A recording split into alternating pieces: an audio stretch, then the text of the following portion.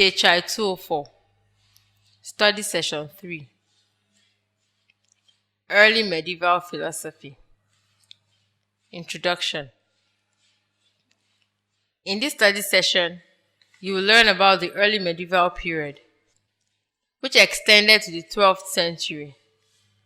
This period was marked by the barbarian invasions of the Western Roman Empire, the collapse of its civilization, and the gradual building of a new Christian culture in Western Europe. Generally speaking, medieval philosophy designates the philosophical speculation that occurred in Western Europe during the Middle Ages, that is, from the fall of the Roman Empire in the 4th and 5th centuries AD to the Renaissance of the 15th century.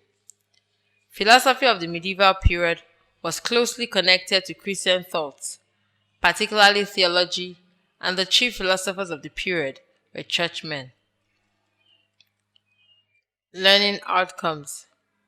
When you have studied this study session, you should be able to describe the major characteristics of medieval philosophy, state the specific kind of thinkers that propagated the ideas and thoughts that culminate into medieval philosophy, state the names of the two notable philosophical thinkers who contributed to the sustenance of philosophical thought traditions in the early medieval period, describe the important role Boethius plays in the development of medieval philosophy, and lastly, describe John Scudder's major contribution to the development of medieval thought.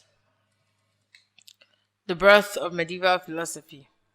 The connection between philosophy and faith.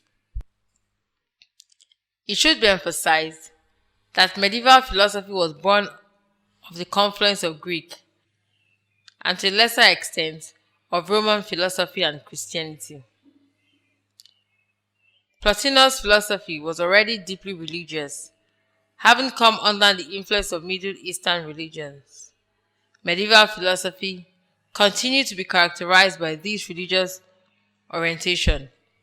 Its methods were at first those of Plotinus and later those of Aristotle, but it developed within faith as a means of throwing light on the truth and mysteries of faith. Thus, religion and philosophy fruitfully cooperated in the Middle Ages. Philosophy within this period is seen as the handmaiden of theology, made possible a rational understanding of faith. Faith is what inspired Christian thinkers to develop new philosophical ideas, some of which became part of the philosophical heritage of the West. The influence of church in the medieval period. During the 600 years from AD 400 to 1000, the story of Western Europe was dominated by wars and invasions. For instance, there was a record of the many centuries invasions of the boundaries of the Roman territories by German tribes from northern Europe and the domination of Italy and Spain by the Goths. What this tells us is that violence and struggles were prevalent in this period of human civilization. However, violence and anarchy do not provide fertile grounds in which philosophy may flourish. Hence, the political instability of this time prevented any coherent culture from taking root. In the midst of this change, turmoil and struggles, the only institution that managed to survive was the Catholic Church. While the secular empire crumbled around it, the Church retained its cohesion and preserved its character as a central organization and universal institution. Facilitating this was the fact that by the 5th century, the Western Church took on the organizational structure of a monarchy by declaring the Bishop of Rome to be the father of the Church, or the Pope, from the Latin word papa. It is worthy of note that the Roman Catholic Church itself is a complex institution, for which the usual diagram of a pyramid extending from the Pope at the apex to the believers in the pew is vastly oversimplified. Within that institution are sacred congregations, archdioceses and dioceses, provinces, religious orders and societies, seminaries and colleges, parishes and confraternities, and countless other organizations. As a world religion among world religions, Roman Catholicism encompasses features of many other world faiths, Thus, only the methodology of comparative religion can address them all. Furthermore, because of the influence of Plato and Aristotle on those who developed it, Roman Catholic doctrine is mostly studied philosophically in a bid to understand its theological vocabulary and other essentialities. In the face of the cultural vacuum left by the fallen empire, the Church gained strength as the only institution strong enough to endure the changes. Thus, on its shoulders fell the responsibility of preserving the past and shaping up the future of human civilization. It took over many functions that the crumbling civil government could not handle. The Church collected taxes, looked after the food supply, repaired the city walls, maintained courts of criminal law, and used its buildings for hospitals and inns. Most importantly, the Church became the center of education, even though limited to the clergy and the monks. Notable thinkers in the early medieval period. We have attempted to give a general outline of the architecture of knowledge within the period of early medieval historic development of ideas by depicting the characteristics undertones that influence the flow of thoughts and pathway for enlightenment within this period. It is instructive to know the tensions that existed between competing cultural orientations at this time, which culminated in the overthrow of Romanticism and the deployment of Greek philosophical traditions in driving the process of cultural reformation, which arguably laid the foundation for the development of philosophical thinking within the medieval period. The level of conflict and divergence within this period has been earlier stated. It is pertinent to state that the poverty of philosophical resources in this period was brutal, both in terms of the political violence and the physical conditions people faced. It was actually recorded that there was a dearth of philosophical thinkers between the time of Augustine in the 5th century and the middle of the 11th century. However, the two notable philosophical thinkers who contributed to the sustenance of the philosophical tradition within this period are Boethius and Duns Scotus Erigena, both of whom had the rare advantage of knowing the Greek language. Boethius. Boethius, about AD 480 to 524 or 525, is commonly referred to as the last of the Romans and the first of the medieval scholastics. One of the most important channels by which Greek philosophy was transmitted to the Middle Ages was through Boethius. He began to translate into Latin all the philosophical works of the Greeks, but his imprisonment and death by order of Theodoric, king of the Ostrogoths, cut short these projects. He finished translating only the logical writings of Porphyry and Aristotle. These translations and his commentaries on them brought to the thinkers of the Middle Ages the rudiments of Aristotelian logic. They also raised important philosophical questions, such as those concerning the nature of universals, that is, terms that can be applied to more than one particular thing. Do universals exist independently, or are they only mental concepts? If they exist independently, are they corporeal or incorporeal? If incorporeal, do they exist in the sensible world or apart from it? Medieval philosophers debated at length these and other problems relating to universals. In his logical works, Boethius presents the Aristotelian doctrine of universals, that they are only mental abstractions.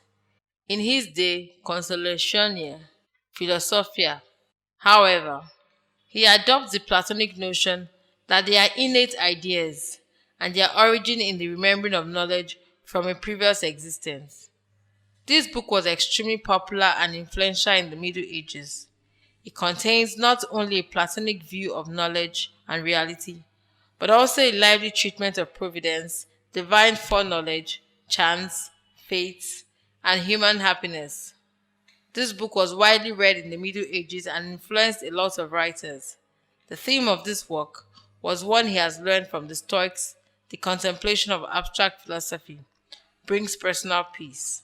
However, The singular significance of Boethius' writings and translations was that they transmitted to the Middle Ages a great deal of the available knowledge concerning Aristotle, and they showed how philosophical categories could be applied to theology.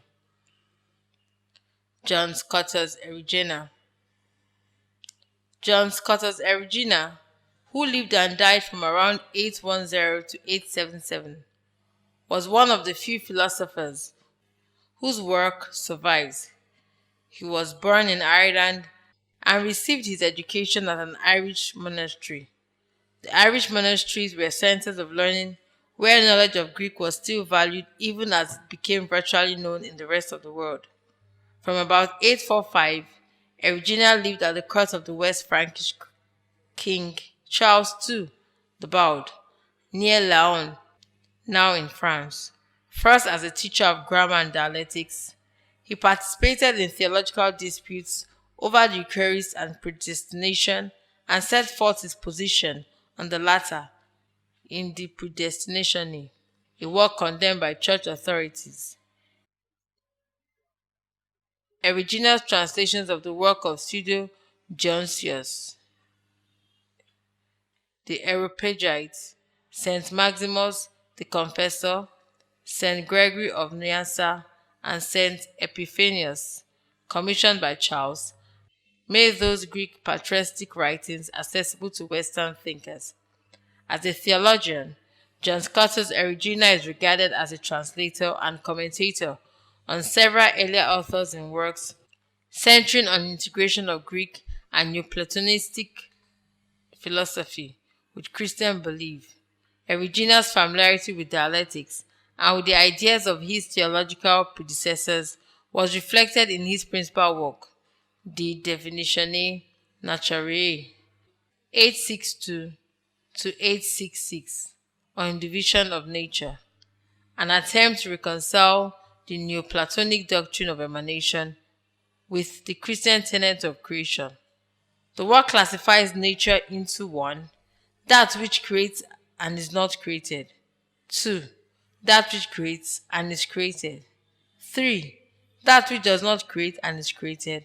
And 4. That which does not create and is not created. The first and the fourth are God as beginning and end. The second and third are the dual mode of existence of created beings, that is, the intelligible and the sensible.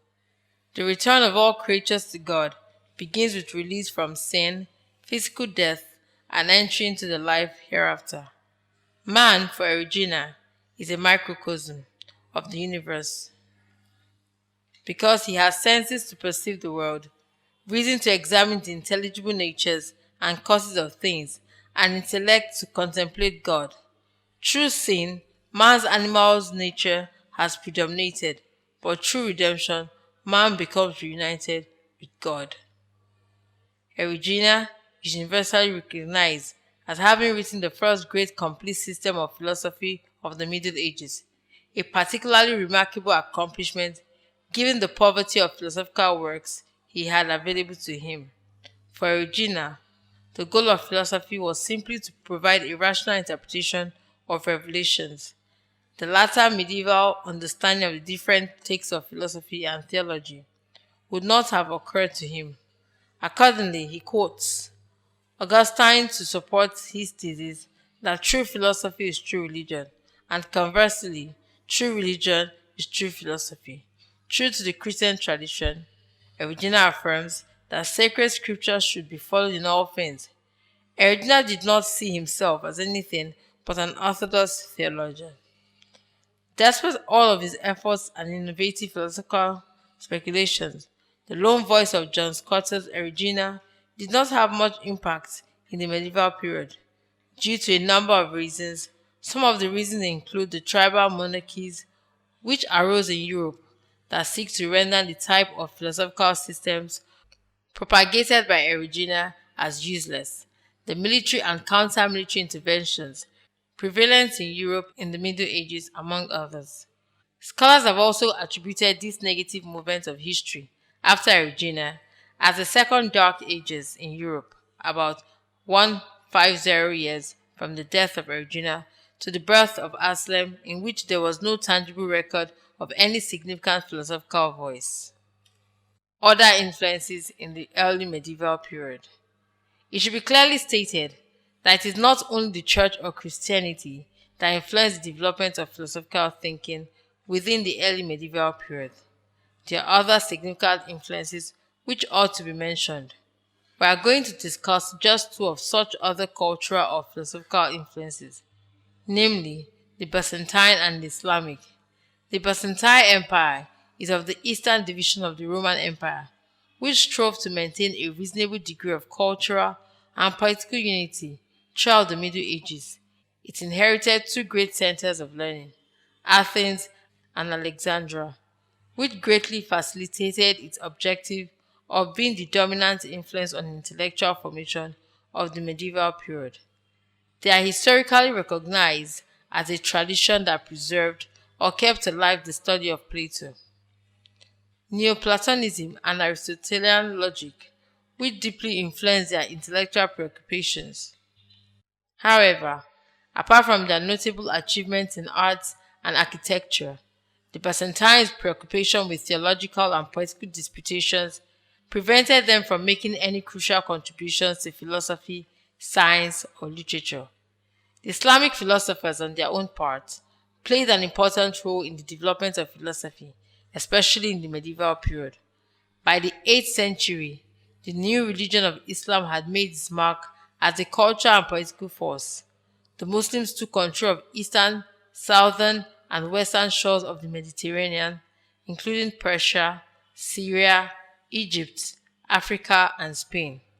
After the Muslim conquest of Syria and Egypt, there began a great work of translation of texts that had been studied in the late Greek philosophical schools, including a number of dialogues of Plato and Neoplatonic treatises, as well as the works of Aristotle and a number of the Alexandrian Neoplatonist commentaries on them.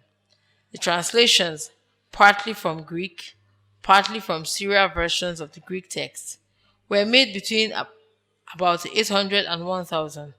On the basis of the translated text, an impressive development of Islamic theology and philosophy took place, strongly influenced by Neoplatonism, though Aristotelian influence also became increasingly important. It is suffice to note that the Muslims played an important role in the development of philosophy, for they inherited Aristotle's texts and eventually passed their ancient and rich philosophical tradition on to Western Christianity.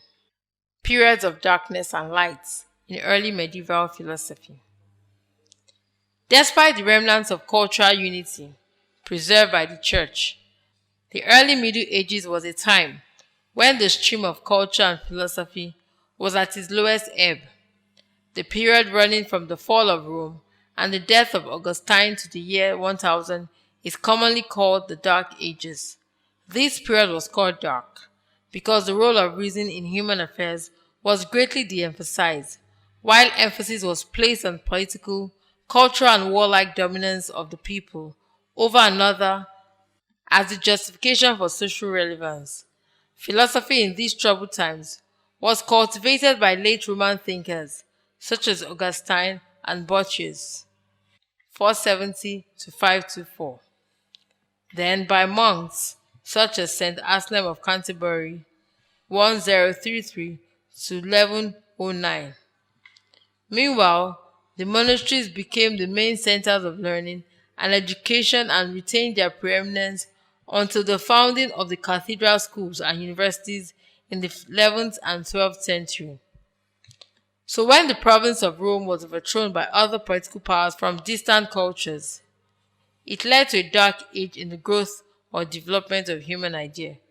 More precisely, the sack of Rome by Alaric the Visigoth in AD 410 had enormous impact on the political structure and the social climate of the Western world, for the Roman Empire had provided the basis of social cohesion for most of Europe. Although the Germanic tribes had forcibly migrated into southern and western Europe in the 5th century were ultimately converted to Christianity. They retained many of their customs and ways of life, the changes in form of social organization they introduced rendered centralized government and cultural unity impossible.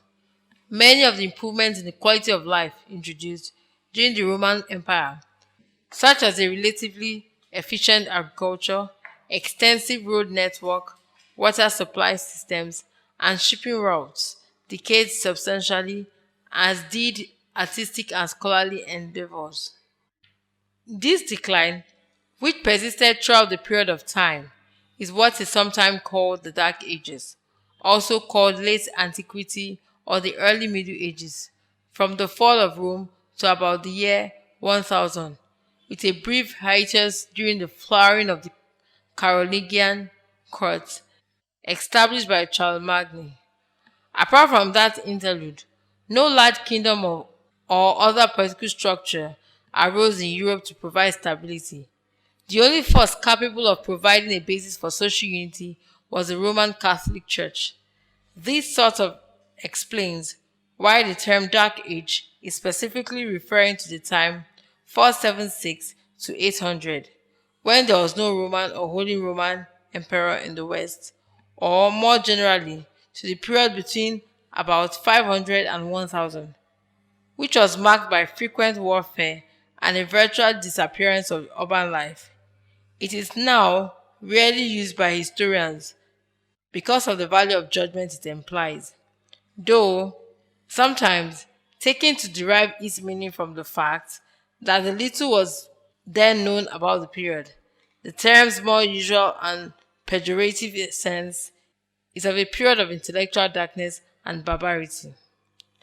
But then, is it really the case that everything about this period of historical transformation was dark? Are there no records of some degree of lightness or intellectual enlightenment within this period? Although in brief, history shows that there were at least some noticeable trends of intellectual formation, which could be regarded as some kind of light within the period of Dark Age. The moment of light within this period of Dark Age is attributed to the activities and the productions of Charlemagne, that is Charles the Great, who ruled from AD 768 until his death in 814. He started out as the ruler of the Frankish kingdom but ended up uniting all Western Europe. He engendered a rare period known as the Carolingian Renaissance, in which education and the arts were promoted. Charlemagne began schools and formal education within the monasteries, which attracted scholars not only from Frankish kingdom but from all over Europe. This school's main goal was to preserve the intellectual culture of the past, which was being subsumed under the domineering entrails of the Dark Ages.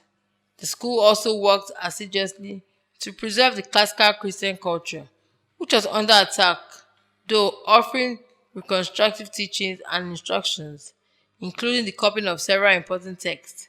It is through these means that these schools are able to keep the light of knowledge burning until the 11th and 12th centuries, when philosophy flourished again. Study session summary.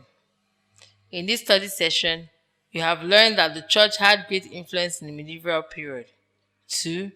Christianity influenced the development of philosophical thinking within the early medieval period.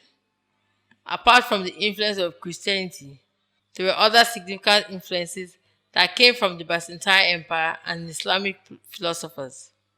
4. The innovative philosophical speculations of two notable thinkers of the early medieval period, namely Boethius and Erigena, largely contributed to the development of medieval philosophy. 5. In the Dark Age, there was a sort of de-emphasis on reason and spirituality as good values within the society. And lastly, philosophy became the handmaiden of theology in the medieval period. End of study session 3. Thank you for listening.